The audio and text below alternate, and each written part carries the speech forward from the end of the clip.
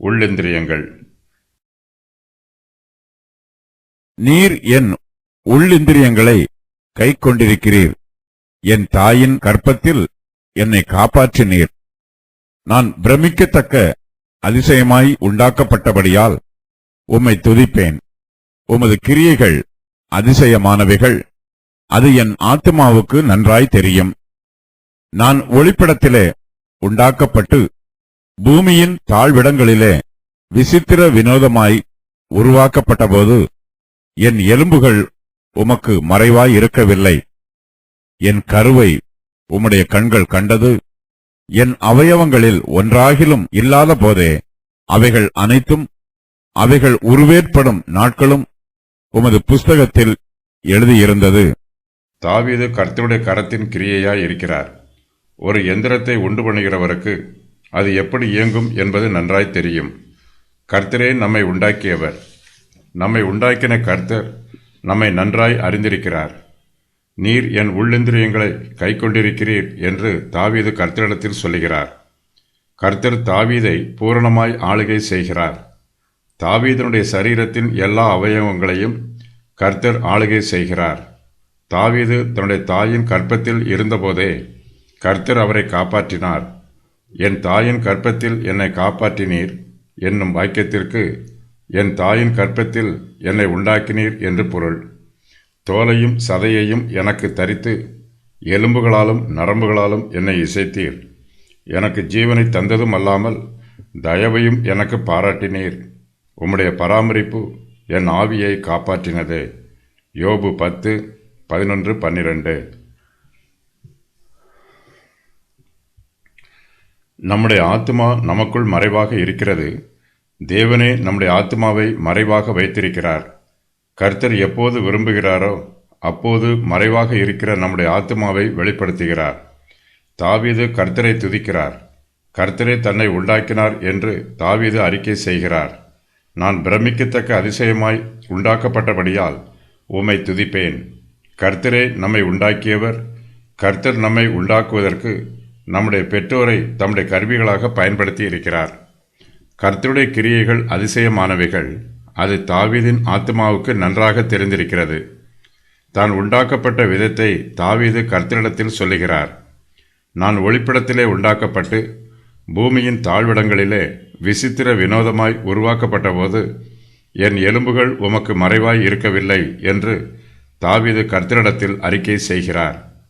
நாம் எல்லோருமே தேவனுடைய தெய்வீக சித்தத்தின் பிரகாரமாகவும் அவருடைய தெய்வீக திட்டத்தின் பிரகாரமாகவும் உருவாக்கப்பட்டிருக்கிறோம். நாம் எல்லோருமே கர்த்தருடைய கிரியைகளாய் இருக்கிறோம். நம்முடைய அவயவங்கள் எல்லாம் தேவனுடைய புஸ்தகத்தில் எழுதப்பட்டிருக்கிறது. தேவனுடைய தெய்வீக ஞானமே நம்மை உருவாக்கும் திட்டத்தை அவருக்கு கொடுத்திருக்கிறது. நாம் பிரமிக்கத்தக்க அதிசயமாய் உண்டாக்கப்பட்டிருக்கிறோம். நம்முடைய சரீரம் தேவனுடைய ஆலயமாய் இருக்கிறது. நம்முடைய சரீரத்தின் ஒவ்வொரு அவயவத்தையும் தேவனே சிருஷ்டித்திருக்கிறார். அவயவங்கள் எல்லாவற்றையும் இசைவாய் இணைத்திருக்கிறார். நம்முடைய தாயின் கர்ப்பத்திலே நாம் கருவாக இருக்கும்போதே நம்முடைய கருவை கர்த்தருடைய கண்கள் கண்டது. தாவீது இந்த சத்தியத்தை பற்றி சொல்லும்போது, என் அவயவங்களில் ஒன்றாகிலும் இல்லாத போதே அவைகள் அனைத்தும், அவைகள் உருவேற்படும் நாட்களும் உமது புஸ்தகத்தில் எழுதியிருக்கிறது என்று சொல்லுகிறார். உள்ளிந்திரியங்கள் என்னும் வார்த்தை சிறுநீரகங்களை குறிக்கிறது. தாயின் கர்ப்பத்தில் குழந்தை உருவாகும் போது சிறுநீரகங்களே முதலாவது உருவாகும் என்று எபிரேயர்களின் நம்பிக்கை. உள்ளிந்திரியங்களை கைக்கொள்ளுதல் என்பது ஒரு குழந்தை தன் தாயின் கர்ப்பத்தில் உருவாக ஆரம்ப காலத்திலிருந்தே அதை கைக்கொள்ளுதல் என்று பொருள்படும். தாயின் கர்ப்பத்தில் நாம் உருவாக்கப்பட்டிருக்கும் விதம் மிகவும் அதிசயமானது.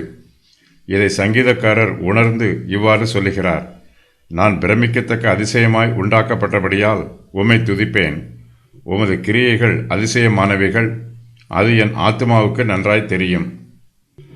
தாயின் கர்ப்பத்தில் உருவாகி இருக்கும் கரு முழுமையான உருவம் இன்னும் அடையவில்லை. ஒரு தாயின் வயிற்றில் இருக்கும் கருவில் உள்ள உறுப்புகளை கூட கர்த்தர் தெரிந்து வைத்திருக்கிறார். அவை அனைத்தும் தமது புஸ்தகத்தில் எழுதி வைத்திருக்கிறார். நமது தலையில் உள்ள முடிகள் எல்லாம் எண்ணப்பட்டிருக்கிறது. தேவனுடைய புஸ்தகத்திற்கு வழங்கப்படும் வெவ்வேறு பெயர்கள். புஸ்தகம், என் புஸ்தகம், புஸ்தகம், ஜீவனுடையவர்களின் புஸ்தகம், ஞாபக புஸ்தகம், ஜீவ புஸ்தகம், ஆட்டுக்குட்டியானவரின் ஜீவ புஸ்தகம். தேவனுடைய புஸ்தகத்தை பற்றிய முக்கியமான சத்தியங்கள். ஒரு மனுஷனுடைய சரீரம், ஆத்மா, ஆவியை பற்றிய எல்லா விஷயங்களையும் இந்த புஸ்தகத்தில் தேவன் எழுதி வைத்திருக்கிறார். நாம் பிறப்பதற்கு முன்பாகவே நம்மை பற்றிய எல்லா விஷயங்களையும் கர்த்தர் தமது புஸ்தகத்தில் எழுதி வைத்திருக்கிறார். ரட்சிக்கப்பட்டவர்களின் பெயர்களை கர்த்தர் தமது புஸ்தகத்தில் எழுதி வைத்திருக்கிறார். ஞாபக புஸ்தகம் என்று இந்த புஸ்தகம் அழைக்கப்படுகிறது. பரிசுத்தவான்களின் கண்ணீர்களை கர்த்தர் தமது புஸ்தகத்தில் எழுதி வைத்திருக்கிறார். உலகத் தோற்றம் முதல் ஜீவ புஸ்தகத்தில் பெயர் எழுதப்பட்டிராத பூமியின் குடிகள் அழிந்து போவார்கள். ரட்சிக்கப்பட்டவன் பாவம் செய்தால் ஜீவ புஸ்தகத்தில் இருந்து அவனுடைய பெயர் கிறுக்கி போடப்படும். கர்த்தருடைய ஜீவ புஸ்தகம் என்பது இந்த பூமியில் பிறந்திருக்கிற எல்லா மனுஷரை பற்றிய ஆவணம் ஆகும். அவர்கள் தங்கள் சரீரங்கள் மூலமாய் செய்த கிரியைகள், அவர்களுடைய கண்ணீர்கள், அனுபவங்கள் எல்லாவற்றையும் கர்த்தர் தமது புஸ்தகத்தில் எழுதி வைத்திருக்கிறார். கர்த்தர் மனுஷனை நீதியாக நியாயம் விசாரிப்பதற்கு இந்த புஸ்தகம் உதவி புரியும். கர்த்தர் வெள்ளை சிங்காசனத்தில் அமர்ந்து ஜனங்களை நியாயம் தீர்க்கும்போது புஸ்தகங்கள் திறக்கப்பட்டன என்று வாசிக்கிறோம். ஆகையினால் கர்த்தரிடம் பல்வேறு புஸ்தகங்கள் இருக்கலாம். ஒரு புஸ்தகம் மனுஷருடைய பிறப்பின் ஆவணமாகவும் மற்றொரு புஸ்தகம் மனுஷருடைய கிரியைகளின் ஆவணமாகவும் இருக்கலாம். வெளிப்படுத்தின விசேஷம் 20:11 முதல் 15 வரை உள்ள வசனங்களில் புஸ்தகங்கள் என்பது வெவ்வேறு புஸ்தகங்களாகவோ அல்லது நமது வேதாகமத்தை போன்ற ஒரே புஸ்தகத்தில் உள்ள பல புஸ்தகங்களாகவோ இருக்கலாம்.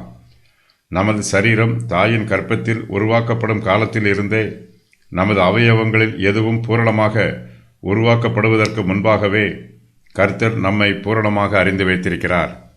கர்த்தருடைய ஆலோசனைகள் மிகவும் அருமையானவை, அவை எண்ணில் அடங்காதவை. உமது கிரியைகளையெல்லாம் நான் தியானித்து விட்டுத்தான் தூங்கச் செல்லுவேன். தூங்கி விழிக்கும் போதோ உமது கிரியைகளை நான் மறந்து விடுவதில்லை. உமது அற்புதமான கிரியைகளுக்காக நான் உம்மை ஸ்தோத்திரம் பண்ணி உமது கிரியைகளை நினைத்துத்தான் ஒவ்வொரு நாளையும் துவங்குவேன்.